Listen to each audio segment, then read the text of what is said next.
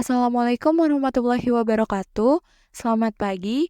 Kami dari kelompok 10 izin untuk mempresentasikan materi Freescope atau potong beku. Untuk anggotanya, yang pertama ada Amanda Raya, yang kedua ada Syifa Prasutyas, yang ketiga ada Aulia Qori, yang keempat ada Trisnawati, dan yang terakhir ada Alivia Zila. Untuk materinya, yang pertama ada Freescope atau potong beku, dan yang kedua yaitu penanganan jaringan tulang. Definisi Freescope. Potong beku atau frozen section atau Freescope adalah salah satu pemeriksaan dari patologi anatomi atau PA yang bertujuan untuk mendiagnosis lesi secara cepat saat pasien berada di atas meja operasi. Pemeriksaan Freescope ini dapat dilakukan di rumah sakit dengan peralatan mesin cryostat yang dapat membekukan atau mendinginkan jaringan dan menghasilkan sediaan agar dapat ditegakkan diagnosis dalam waktu singkat saat intraoperatif. Prinsip Freescope. Prinsip pemeriksaan potong beku atau Freescope untuk mengetahui pembekuan secara cepat pada jaringan dengan medium embedding dan mesin cryostat. Spesimen ini diletakkan pada gamit metal dan dibekukan secara cepat pada suhu sekitar minus 20 derajat Celcius. Pada suhu ini, semua jaringan akan mengeras. Selanjutnya dipotong beku dengan mikrotom yang merupakan bagian cryostat. Lalu potongan itu diletakkan pada slide kaca dan diwarnai. Kegunaan potong beku atau visi. Yang pertama yaitu menunjukkan kandungan lemak dan karbohidrat pada jaringan. Kedua, menegakkan diagnosis secara cepat suatu lesi atau tumor, apakah tumor tersebut jinak atau ganas. Yang ketiga, menilai perluasan pertumbuhan suatu tumor, apakah batas sayatan operasi bebas massa tumor atau tidak. Untuk selanjutnya akan dibahas terkait kelebihan dan kekurangan dari potong beku. Untuk kelebihannya, pelayanan pemeriksaan potong beku merupakan pemeriksaan patologi anatomi yang relatif cepat dan membantu penegakan diagnosis pasien serta membantu dokter klinisi dalam menentukan tindakan operatif selanjutnya. Untuk kekurangannya, ada kesalahan dan keterbatasan dalam pengambilan sampel serta kesulitan teknik pada pemeriksaan potong beku. Ahli patologi anatomi diharuskan membuat suatu keputusan diagnostik di bawah tekanan dalam waktu yang singkat, serta amat tergantung pada pengalaman dan pengetahuan yang dimiliki. Selanjutnya adalah prosedur potong beku. Pertama, jaringan diletakkan di cooling chamber. Kedua, spesimen jaringan dibekukan dengan cepat pada suhu yang sangat rendah seperti di dalam nitrogen cair atau dalam pembeku yang sangat dingin. Ketiga, jaringan yang sudah keras dan membeku dapat dilakukan section atau potongan jaringan. Keempat, memotong spesimen jaringan menggunakan mesin potong beku atau mikrotom untuk membuat potongan tipis yang seragam. Kelima, dilakukan perenggangan pita jaringan dengan menggunakan bantuan kuas. Keenam, setelah pita jaringan merenggang, kemudian disentuhkan dengan glass object dan fiksasi segera dengan alkohol 96%. Pada proses fiksasi slide dengan alkohol 96% dilakukan selama beberapa detik. Proses fiksasi ini tidak boleh ada keterlambatan, dikarenakan untuk mencegah sel bisa membengkak dan batas sitoplasma sel bisa pecah dengan menghasilkan gambaran sel yang tidak akurat. Prosedur selanjutnya adalah objek glass yang berisi pita jaringan tersebut dilakukan pengecatan hematoxylin and eosin atau HE. Penerapan reagen pewarnaan untuk membantu menunjukkan detail jaringan, seperti membedakan sel dan jaringan ikat. Selanjutnya, lakukan pemberian mounting dan ditutup dengan cover glass. Lalu beri label penomoran pada PA. Prosedur selanjutnya harus dilakukan adalah analisis menggunakan mikroskop untuk mempelajari detail jaringan, seperti bentuk dan ukuran sel, posisi dan bentuk jaringan ikat, dan lokasi dan bentuk organel sel. Lalu, lakukan dokumentasi guna mencatat hasil pemeriksaan dan menyimpan foto atau gambar yang diambil dari mikroskop untuk referensi di masa depan. Selanjutnya yaitu instrumen cryostat. Pada bagian nomor 1 yaitu extraction, temperature and time control, illumination, dan lampu UVC. Kedua, electric coarse fit yaitu untuk penyesuaian ketebalan pemotongan dan pemangkasan. Ketiga, motorized sectioning yaitu penyesuaian jenis kayuhan dan kecepatan pemotongan. Keempat, heat extractor atau ekstraktor panas, 5. Peltier element, 6. Freeze shelf, 7. Position holder on freeze shelf, 8. Heat and cold extractor, 9. Self-movable, 10. Blade holder CE, 11. Blade ejector, 12. Fingers on the blade holder CE, 13. Safety guard on the blade holder CE, 14. Extraction nozzle on the extraction hose, 15. Extraction hose for section waste, 16. Brush shelf, 17. Adapter piece for extraction hose, 18. Object head, 19. Waste tray.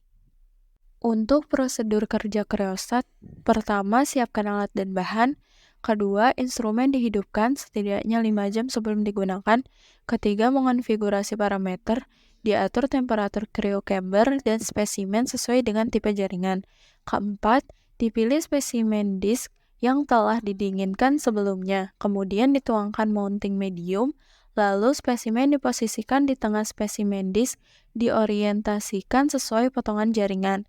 5. Diletakkan spesimen disk di atas peltier pada rak beku dan ditunggu hingga benar-benar membeku.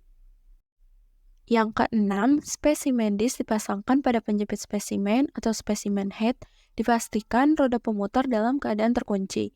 Yang ketujuh, disisipkan pisau dan diatur sudut dudukan pisau. Yang kedelapan, potong kasar atau trimming anti-roll guide. Untuk potong kasar, diaktifkan mode trimming, diatur ketebalannya. Dan yang kedua, pemotongan dimulai dengan menggerakkan hand wheel secara manual atau tekan tombol run atau stop, dan enable secara bersamaan untuk memulai pemotongan bermotor, selalu mulai dengan kecepatan rendah untuk alasan keamanan. Yang kesembilan yaitu potong halus atau sectioning, anti-roll guide. Untuk sectioning, tata caranya yang pertama, beralih dari mode trimming ke mode sectioning. Penting untuk peregangan bagian karena katup bekerja secara berbeda dari mode trimming. Kedua, diatur ketebalan bagian yang diinginkan. VEC dinyalakan dan dimulai dari level 1. Jika tidak meregang dengan benar, knob VEC diputar lebih tinggi sedikit demi sedikit. Setelah bagian yang diinginkan berada di pressure plate, VEC dimatikan, lipat anti-roll guide dengan hati-hati ke samping dan lepaskan bagian dari samping. Yang ke-10, dipilih pita jaringan, kemudian disentuhkan pada objek glass. Ke-11, sediaan jaringan difiksasi segera dengan alkohol 96% dan siap diwarnai dan diamati secara mikroskopis. Selanjutnya ada penanganan jaringan tulang. Dekalsifikasi. Tumor metastasis merupakan sel tumor yang lepas dari tumor primer. Menelusuri pembuluh limfa, pembuluh darah, kavitas tubuh mencapai lokasi tidak berkaitan dengan tumor primer. Kemudian tumbuh terus-menerus membentuk tumor berjenis sama dengan tumor primer. Metastasis adalah ciri khas tumor ganas. Baik, selanjutnya ada pengertian. Jaringan tulang adalah mineral, air, dan matriks kolagen. Mineral tulang merupakan komponen anorganik tulang, sedangkan kolagen merupakan komponen organiknya. Jaringan tulang menyediakan beberapa mineral, antara lain kalsium dan fosfor. Dalam dunia histoteknologi, tulang mendapatkan peran tertentu dalam suatu diagnosis penyakit. Penyakit yang menyerang jaringan tulang salah satunya adalah osteosarkoma atau yang biasa disebut dengan tumor tulang. Tulang mengandung garam kalsium yang tinggi untuk dapat mengatasi kekerasan pada jaringan karena adanya garam kalsium, maka diperlukan teknik khusus yang disebut dengan dekalsifikasi.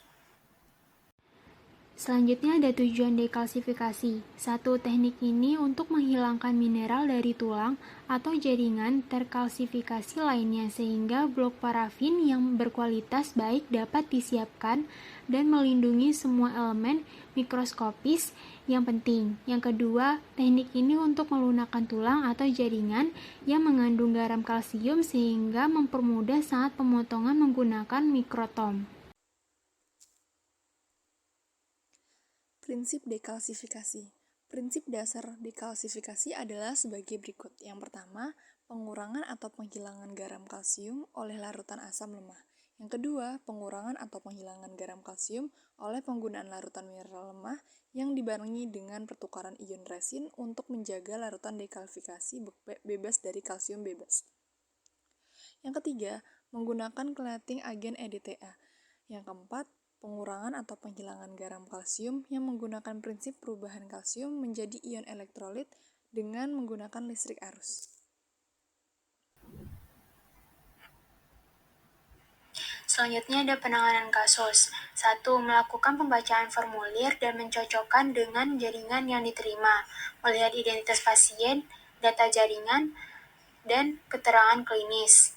2. Dokter PA melihat serta menilai secara makroskopis jaringan berupa warna jaringan, tekstur jaringan, nodul dan struktur lainnya, atau batas sayatan. Yang ketiga, kemudian dokter akan melakukan pemotongan jaringan dengan menggunakan pisau yang tajam. Jaringan yang dipotong adalah jaringan yang representatif untuk dapat melakukan penegakan diagnosis maupun menilai batas sayatan. Satu contoh penanganan jaringan tulang, yaitu melakukan pengambilan sampel jaringan, misalnya dalam penentuan kanker. Dengan membandingkan keadaan jaringan sehat terhadap sampel jaringan, dapat melihat apakah suatu penyakit yang diduga benar-benar menyerang atau tidak. Selanjutnya adalah cara kerja dari dekalsifikasi. Yang pertama, dengan menggunakan jaringan yang sudah terfiksasi, ikat jaringan tersebut dengan benang yang sudah dilapisi wax atau lilin sebelumnya. Kemudian letakkan ke dalam larutan hingga seluruh bagian jaringan terendam. Pastikan seluruh bagian terendam dengan merata. Kedua, cairan harus diganti 1 atau 2 kali sehari sampai dekalsification selesai. Hal ini sangatlah penting mengingat perkembangan proses dekalsifikasi dan kesempurnaan hasil. Ketiga, pada saat penyelesaian dekalsifikasi, jaringan langsung dipindahkan ke alkohol 70% selama 10 jam dengan beberapa kali pergantian larutan alkohol dengan konsentrasi yang sama. Setelah 10 jam selesai dilakukan, maka jaringan dilanjutkan dengan proses pematangan jaringan. Faktor yang mempengaruhi dekalsifikasi. Faktor yang mempengaruhi terhadap proses dekalsifikasi untuk diagnostik antara lain ketebalan tulang, volume larutan, kerapatan tulang, tekanan atau vakum, suhu, dan agitasi. Selanjutnya, faktor yang mempengaruhi dekalsifikasi itu yang ketebalan tulang. Semakin besar tulang yang diproses, maka makin lama prosesnya. Dekalsifikasi diperlukan. Untuk itulah Anda harus benar-benar mencari posisi mana yang diperlukan untuk pemeriksaan sehingga tidak begitu banyak mengambil jaringan yang akan didekalsifikasi. Untuk kerapatan atau densitas tulang, kerapatan atau densitas dari tulang menjadi faktor percepatan lainnya, di mana tulang yang banyak mengandung kalsium tentu akan membutuhkan waktu yang lama jika dibandingkan dengan tulang yang sedikit mengandung kalsium. Untuk suhunya, suhu yang tinggi bila diterapkan pada proses ini dapat mempengaruhi kualitas pewarnaan inti. Oleh karena itu, suhu yang tinggi tidak dapat digunakan terutama pada daerah yang memiliki iklim tropis yang hangat. Cairan dekalsifikasi. Larutan dekalsifikasi yaitu larutan yang berfungsi untuk menghilangkan garam-garam kalsium dari jaringan tulang sebelum pemotongan sehingga tulang menjadi lunak. Selain itu juga untuk memudahkan pemotongan. Dekalsifikasi hanya bisa dilakukan apabila jaringan difiksasi dengan sempurna. Larutan dekalsifikasi dapat dibuat dengan cara mencampur asam format sebanyak 160 ml dengan formalin teknis sebanyak 100 ml. Kemudian larutan tersebut ditambahkan aquade sebanyak 1740 ml. Larutan tersebut siap untuk digunakan dengan perbandingan antara jaringan dan larutan 1:20 dengan waktu perendaman selama 24 jam. Kesimpulan yang dapat kita ambil ada 2 poin, yaitu yang pertama, pemeriksaan potong beku mempunyai beberapa keterbatasan dibandingkan dengan pemeriksaan histopatologi dengan blok parafin. Di samping kesalahan dan keterbatasan dalam pengambilan sampel, serta kesulitan teknik pada pemeriksaan Frescope, seorang ahli patologi anatomi diharuskan membuat suatu keputusan diagnostik di bawah tekanan dalam waktu yang singkat. serta amat tergantung pada pengalaman dan pengetahuan yang dimiliki. Poin yang kedua, pemeriksaan potong beku saat ini tetaplah sangat membantu dalam penanganan berbagai kasus tumor tertentu. Hal ini dikarenakan layanan pemeriksaan potong beku merupakan pemeriksaan patologi anatomi yang relatif cepat dan membantu penegakan diagnosis pasien serta membantu dokter klinisi dalam menentukan tindakan operatif selanjutnya. Baik, sekian presentasi dari kelompok 10. Terima kasih atas perhatiannya. Wassalamualaikum warahmatullahi wabarakatuh.